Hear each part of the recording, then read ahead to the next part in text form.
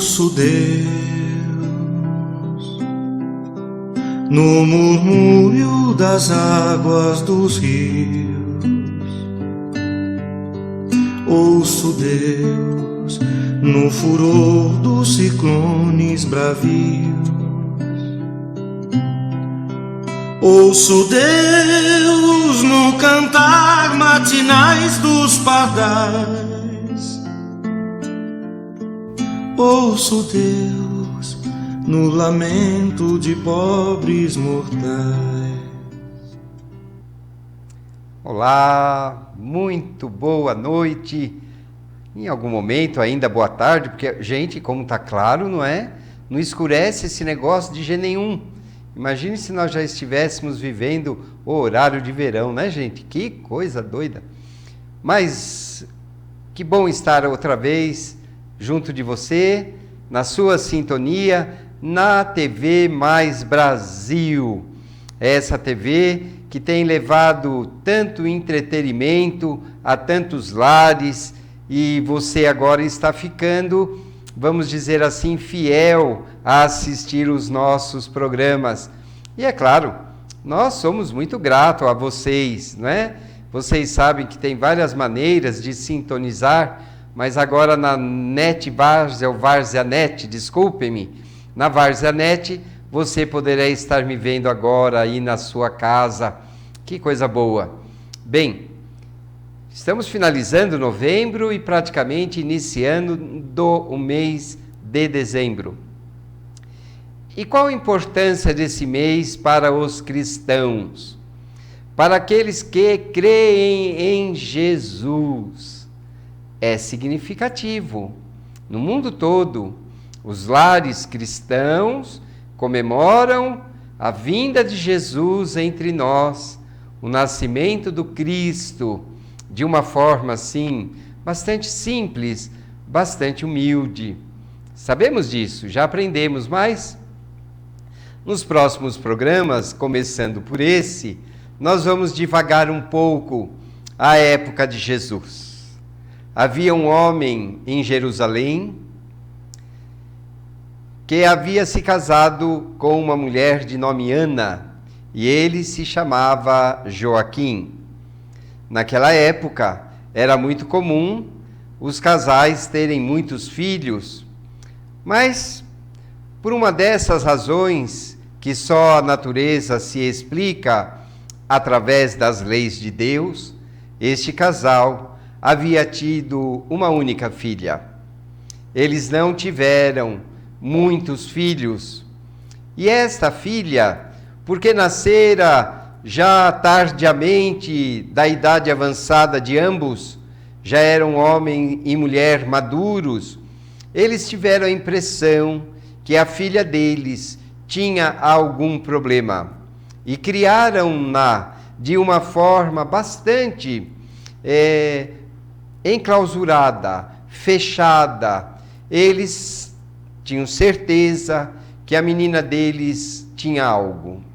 Em verdade, por conta desta criação, a filha deles se tornou muito tímida, extremamente tímida. Não gostava de sair de casa, não gostava de ir a lugares. Tinha uma prima de nome Isabel, a quem ela gostava muito, e de vez em quando visitava essa prima, que já era um pouco mais velha que era, não era uma prima assim jovem, havia uma diferença. Ela era filha, a prima Isabel, de uma irmã da mãe dela. Então, a irmã da mãe dela já havia tido essa prima Isabel há 15 anos antes dela. Sim, é verdade. Eu ainda não falei o nome desta menina, filha de Ana e de Joaquim. O seu nome era Maria. E ela nascera na cidade de Nazaré. Ela ali havia nascido e sido criada. E como eu disse a vocês, ela era criada de uma forma bastante tímida.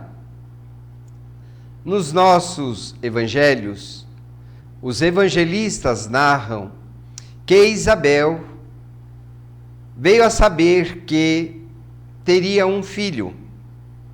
E foi algo muito inédito, porque disseram que ela teria um filho, que seria um homem, um varão, e que este filho seria um precursor de alguém que viria para salvar o mundo. Claro que ninguém entendeu nada. Tudo isso era a base de sonhos. Eles tinham muitos sonhos. Mas Isabel, ela deixou passar aquele sonho, foi vivendo a sua vida, e ela, Isabel, não engravidava. Maria foi crescendo, tornou-se uma jovem, e por conta da sua timidez, quase não mostrava o seu rosto. E quando já tinha 17 anos, aconteceu algo diferente na vida de Maria. Um senhor, de nome José, pai de 7 crianças, havia enviuvado. E ele começou a procurar, entre os moradores de Nazaré, uma mulher solteira, que pudesse ajudá-lo a educar e a criar os seus 7 filhos.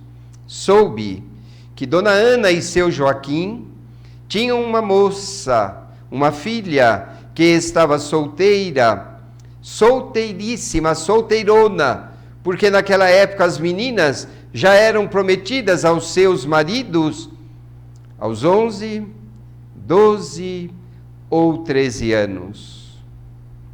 E acontece que ao saber que Maria, ao saber que aquela moça Maria, eu vou me aproximar um pouquinho de você, ao saber que ela, Maria, estava disponível, foi conversar com os pais de Maria e explicou a sua situação. Os pais de Maria, que já estavam bem envelhecidos e preocupados com aquela filha, tiveram a coragem de dizer a José que a filha tinha algum problema de timidez e que não sabiam se ela aceitaria desposar-se dele, José. Mas José quis conhecer Maria. E quando apresentaram Maria a José, ele encantou-se com ela. Pediu até que ela descobrisse o seu rosto, e ao olhar o rosto de Maria, foi uma paixão imediata. Ele então, aproximando-se daquela moça, ajoelhou-se aos pés e disse-lhe: Maria, eu vim aqui hoje para pedir-te em casamento aos seus pais. E explicou a situação dele. Ela disse: não posso lhe responder nada sem antes conversar com meus pais. José foi embora e ela então foi conversar com os pais. Mas papai, mamãe, ele tem 7 filhos. Eu não tenho nenhuma experiência com crianças. Como poderei eu fazer algo assim? E Dona Ana disse: Maria, conte com minha ajuda. Eu lhe ajudarei na criação dessas crianças. Aceite, Maria. Olhe para mim. Olhe para seu pai. Veja como nós já estamos envelhecidos, Maria. Se algo nos acontecer, minha filha, o que será de ti? Pelo menos estarás em um lar, junto de um esposo. Tivemos referência desse José? Ele é um carpinteiro, um homem trabalhador, tem muitas habilidades junto da marcenaria, é muito querido pelo povo aqui de Nazaré, e também os próprios romanos costumam dar-lhe atividades para fazer móveis para as casas dele, e ele é um homem muito bem colocado em sociedade. Maria, nós te ajudaremos, confia em nós. E depois de alguns dias, José voltou para recolher a resposta daquela jovem mulher, um pouco mística, um pouco diferente. E esta mulher, tímida, mas calou ao coração de José, E a família então disse que sim, que poderiam providenciar as núpcias, e dessa forma Maria contraiu matrimônio com José. Foi numa noite que lhe apareceu um espírito iluminado, apresentando-se como Gabriel, e disse a ela: Maria, bendito é o fruto do vosso ventre, Jesus. Tu acolherás em ti aquele que virá para salvar a humanidade, o Salvador, e lhe chamará de Jesus. Foi nessa época, lembra quando eu contei para vocês que a prima dela, Isabel, que já era alguns anos mais velha que ela, e também não tinha filhos, ela havia tido um sonho também com um desses seres que lhe havia anunciado que ela também ficaria grávida e que o seu filho seria o precursor do Salvador. Abramos uma aspas. Precursor. Aquele que vem anunciar a alguém na terra. Aquele que vem dizer que nascera o Salvador. Os antigos avisavam que Israel receberia Jesus e que Jesus seria conhecido como o Salvador e que os libertaria de todo e qualquer julgo. Haviam anunciado Elias, Isaías, eles haviam anunciado a vinda de Jesus 600 anos antes disto que eu estou lhes contando. O povo israelita aguardava então um Messias, alguém que viria para libertá-los de todo e qualquer jugo, um homem guerreiro, um homem poderoso, mandado por Deus, que daria ordens de destruição a exércitos, aniquilaria a todos aqueles que lhes afrontavam. Era essa a ideia que o povo judeu tinha do Salvador, do Messias, que viria para libertá-los de todo e qualquer julgo. Não esperavam, em verdade, um homem como Jesus. Não esperavam. Esperavam um homem bélico, belicoso, igual Davi, que havia feito exércitos, que havia destruído, igual Salomão, que vinha para conquistar. É isso que eles aguardavam. Não Jesus. Aquele homem manso, não Jesus. Mas, então, souberam que estavam grávidas, as duas, Maria e Isabel. Ambas teriam próximos seus filhos, em situação muito parecida. O marido de Isabel havia sido anunciado por aquele anjo ou espírito superior de que ele perderia a voz, de que ele não falaria mais até o nascimento daquele filho. Sim, lhe anunciaram que ela e seu marido teriam um menino, tal qual Maria também teve a mesma anunciação. Ela contou a José, o seu esposo, sobre aquele sonho e a gravidez, e José disse: mas Maria, eu já tenho 7 filhos, mais um filho, Maria do céu, vai ser complicado.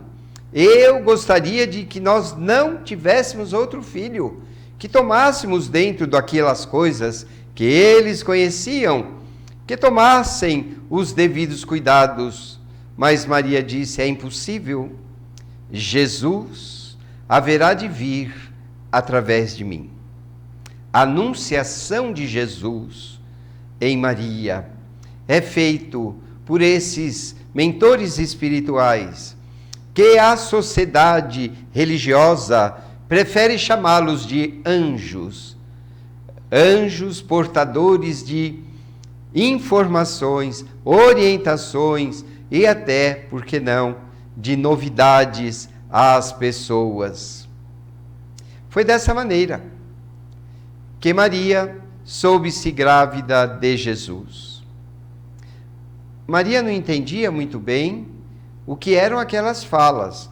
Lembram? Eu contei para você que Maria havia sido criada pelos seus pais de uma forma muito ingênua, de uma forma muito protegida, pois tinham-na na condição de uma pessoa especial, que tinha algum problema mental. E, por conta disso, criaram-na de uma forma completamente protegida, escondida e tímida. E Maria, porque tinha o seu gênio daquela forma, não havia compreendido muito bem o que era toda aquela situação. Muitas mulheres nem sabiam direito o que era engravidar. Eram muito jovens, eram muito novas, nem sabiam direito o que é que ia acontecer depois que os seus maridos estivessem com elas na área sexual. Eram virgens. Você já não viu esse nome, hein? Já, não é? Vem cá pertinho de mim. Você já ouviu chamarmos Maria de a Virgem Maria? Vamos lá. Deus não derrogaria suas leis naturais. Deus criou a natureza. Deus criou os animais. Deus criou os homens e os colocou para viverem todos ali, no seu reino, no reino de Deus. Fez da procriação, desde o mundo vegetal ao mundo animal e depois ao mundo hominal, a mesma característica. 2 gametas se encontrando, um gameta masculino, um gameta feminino, e o encontro desses 2 gametas dará formação a um novo corpo, a um novo ser material, e nele habitará um ser espiritual, que necessariamente não estará sendo criado naquele momento, e sim que já viveu em outras épocas, em outras vidas. Olha, Jesus pergunta a Pedro: Pedro, quem dizem que eu sou? E Pedro diz a Jesus: Ah, mestre, uns dizem que tu és Elias, outros dizem que tu és Isaías. E ele então diz: Não, eu não sou os antigos profetas. Aliás, Elias já veio e eles não o reconheceram. Ele estava falando de João Batista, que a semana que vem eu vou continuar contando para vocês a história das 2 gravidez. Era conhecido no povo israelita, no povo judeu, o renascer, o nascer novamente, o estar de novo, estar de volta à vida material. É preciso nascer de novo, disse-nos Jesus ao conversar com Nicodemos, um doutor da lei, que não entende nada e pergunta a Jesus: Mas Jesus, que dizes? Poderei eu, por acaso, voltar ao ventre de minha mãe e nascer de novo por ela? Jesus diz: Meu filho, que dizes? Como poderei eu vos falar de coisas mais sérias, se destas coisas simples não sois capaz de entender? Em verdade eu vos digo que é preciso nascer da água e é preciso nascer do Espírito, falando-nos sobre o renascer novamente. Está no Evangelho. Os evangelistas nos narraram estas passagens. É verdade que à época dos judeus, eles falavam em ressurreição e não em reencarnação, mas para dizer a mesma coisa, utilizavam outra palavra para dizer exatamente a mesma coisa. E Jesus, ele vem renascer depois, é claro, das funções biológicas da sua mãe e do seu pai, de Maria e José, que é óbvio, precisaram ter a relação sexual para que o gameta masculino de José encontrasse o gameta feminino de Maria. José no espermatozoide, Maria no óvulo, e eles se encontrariam. Quem de nós já não viu aquelas imagens televisivas dos espermatozoides correndo em busca do óvulo que havia se soltado e agora caminhava pelo útero, pela trompa de Falópio, e ali o espermatozoide encontraria. E ao encontrar aquele óvulo, modificava-se todo o pH em volta do óvulo, acidulando de uma forma tão violenta que outros espermatozoides que ali chegassem morriam e morrem. Então, dessa maneira, nós temos a situação de que Jesus é fruto de uma união biológica natural. Não poderia Deus derrogar as suas leis, de repente inseminar Maria, colocar nela espermatozoides para que ela pudesse engravidar. Porque é que nós temos dificuldade de compreendermos algo tão natural como isto. É necessário, está no Antigo Testamento, que o homem deixe os seus pais, encontre a sua mulher e façam a sua prole. De que maneira isso vai acontecer? Através da relação íntima entre ambos. Só dessa maneira. Ora, Deus não poderia derrogar algo que lhe é muito natural, que é a situação de formar dentro do útero de uma mulher o feto e desenvolver até que depois de 9 meses venha à luz mais um ser humano. Porque com Jesus haveria de ser diferente? Não tem lógica. Nós, os espíritas, querida amiga, querido amigo que me ouve agora, nós, os espíritas, sabemos que as leis de Deus são imutáveis. Elas não são leis que se mudam, que se alteram. Elas são imutáveis. E a lei da procriação é uma lei natural entre um homem e uma mulher, entre um sexo masculino e um sexo feminino. Não tem como mudar isso. Não é possível. Só se terá um óvulo depois da união desses dois gametas, masculino e feminino. Não se pode derrogar isso. E isso aconteceu com Maria. Por que ela era chamada de virgem ali? Porque eu já ouvi dizer que ela era virgem porque ela foi engravidada por Deus. Foi Deus que a engravidou. E ela, então, nunca havia tido nenhuma relação.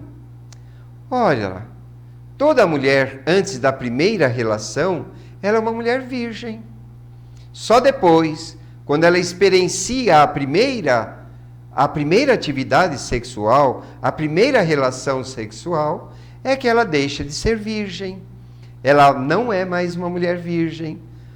Por que teria sido diferente com Maria? Por que com Maria não podia ter acontecido exatamente a mesma coisa? Por quê? Não há lógica.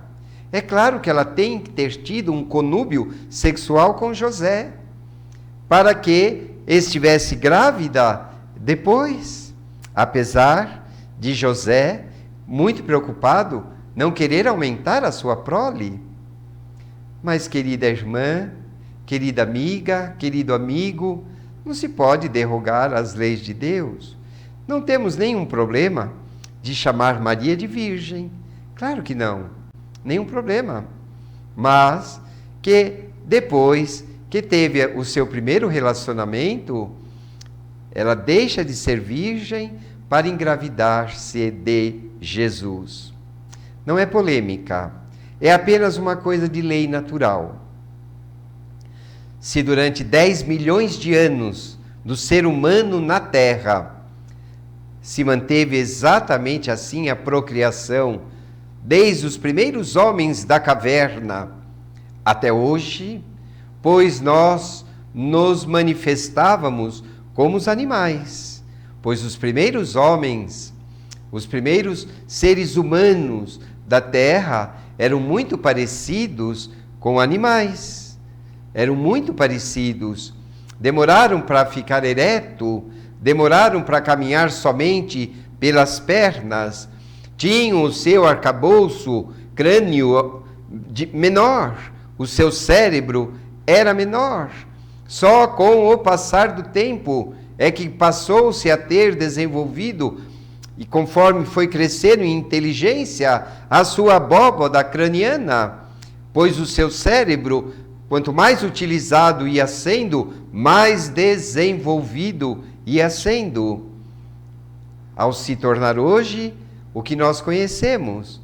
Todo que a neuroanatomia desenvolve e conhece do ser humano na Terra é muito parecido com os primeiros seres humanos de 10 milhões de anos atrás. É maravilhoso isso? Você não acha? Nós, os espíritas, entendemos que não se poderia derrogar tamanha lei, lei tão natural, lei tão especial de Deus, que era a união, porque ele havia previsto através de Moisés e depois de Jesus, que o homem encontraria a mulher e ali faria a sua prole, fosse ela grande ou pequena, não importa. Haveria de ter essa união entre os dois sexos, masculino e feminino. Dessa maneira, temos os seres humanos sendo procriados na Terra. Isso não mudou. Começou lá há tantos milhares de anos, como eu falei agora há pouco, e até hoje é assim. Não mudou nada. É do mesmíssimo jeito.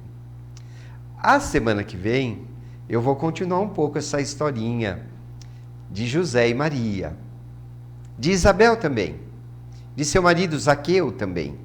Eu vou estar continuando um pouco essa história. Tudo isso está narrado nos evangelhos de Jesus. Tudo isso está narrado pelos evangelistas. Não estamos inventando nada. Tudo está ali. Estamos apenas contando para vocês ao sabor do nosso sentir, do nosso pensar. Tudo isso faz parte de toda a genealogia de Jesus, de toda a sua herança hereditária desde lá do passado. Tudo isso está ali. E nós estamos apenas a repetir. É Natal. Iremos adentrar o mês que Jesus nasceu entre nós. Ainda que haja polêmicas, discussões, de que esta não é a data correta do nascimento do Cristo. O que nos importa, em verdade? O que nos importa? Se essa data já está entre nós, cristalizada, mostrando-nos que essa data, 25 de dezembro, a data em que Jesus vem à Terra para implantar definitivamente o amor entre nós. O nosso tempo terminou. Sempre é muito rápido. E eu adoro estar aqui com vocês. Mas quero dizer a você, quando você entender que deva interferir com alguma pergunta no nosso programa, nos mande através das nossas redes sociais, dos nossos chats, nos mande uma pergunta, uma colocação, algo que você queira nos falar e nós responderemos a você. Termino o programa, mais uma vez, desejando que Ele, Jesus, nesse mês que vai se iniciar especialmente, derrame sobre o seu lar muitas luzes, muita paz e muito amor. Até o próximo programa. Muita paz.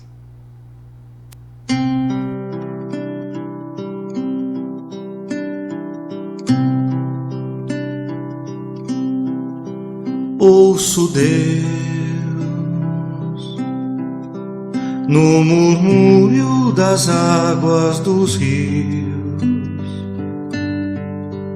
Ouço Deus no furor dos ciclones bravios.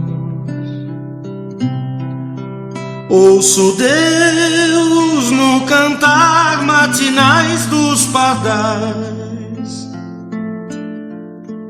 Ouço Deus no lamento de pobres mortais.